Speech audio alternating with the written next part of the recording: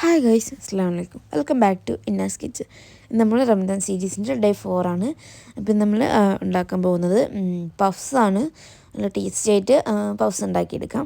അപ്പോൾ അധികം വെച്ചിരുന്നില്ല, നേരെ ഉണ്ടാക്കാം. അപ്പോൾ ഉണ്ടാക്കിയെടുക്കാം. ഇതുപോലത്തെ ഒരു പാന് അടുപ്പത്ത് വെച്ചതിന് ശേഷം ചിക്കൻ്റെ ബ്രസ്റ്റ് മഞ്ഞൾപ്പൊടി ഉപ്പും മാത്രം വെച്ച് മാരിനേറ്റ് ചെയ്ത് ചെറുതായിട്ട് വേവിച്ച് വെച്ചിട്ടുള്ളതാണ്. ഇനി നമ്മുടെ പാനിലോട്ടേക്ക് കുറച്ച് ഓയിൽ ഒഴിച്ച് കൊടുക്കുകയാണ്. എന്നിട്ട് അതിലോട്ടേക്ക് അരിഞ്ഞ് വെച്ചിട്ടുള്ള നമ്മുടെ ഓണിയൻസ് അതിലോട്ടേക്ക് ഇട്ട് കൊടുത്തതിന് ശേഷം ഒന്ന് മിക്സ് ചെയ്ത് കൊടുക്കുക. എന്നിട്ട് അതിലോട്ടേക്ക് കുറച്ച് സാൾട്ട് ഇട്ടതിന് ശേഷം ഒന്നും കൂടെ നല്ലൊന്ന് മിക്സ് ചെയ്തെടുക്കുക. ഇനി അതിലോട്ടേക്ക് ഇഞ്ചി വെളുത്തുള്ളി പേസ്റ്റാണ് ആഡ് ചെയ്യുന്നത്. എന്നിട്ടൊന്ന് മിക്സ് ചെയ്ത് കൊടുക്കുക. ഇത് നമ്മുടെ മസാലയാണ് നമ്മൾ ഉണ്ടാക്കുന്നത്. ഇനി നമ്മുടെ ചിക്കന് ചെറിയ ചെറിയ പീസായിട്ട് അരിഞ്ഞ് വെച്ചതാണ്. അതും ഇതിലോട്ടേക്ക് ഇട്ട് കൊടുക്കുക.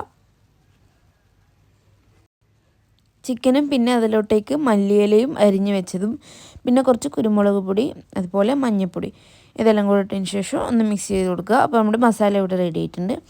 ഇനി പഫ്സിൻ്റെ പഫ് പേസ്ട്രി ഷീറ്റ് എടുക്കുക. അതിലാണ് നമ്മൾ സെറ്റ് ചെയ്യുന്നത്.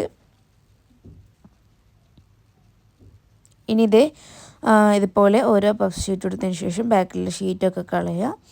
എന്നിട്ട് ഷീറ്റ് മാത്രം എടുത്തതിന് ശേഷം അതിലോട്ടേക്ക് നമ്മുടെ മറ്റേ മസാല അതിലോട്ടേക്ക് ആവശ്യത്തിന് ഇട്ട് കൊടുക്കുക.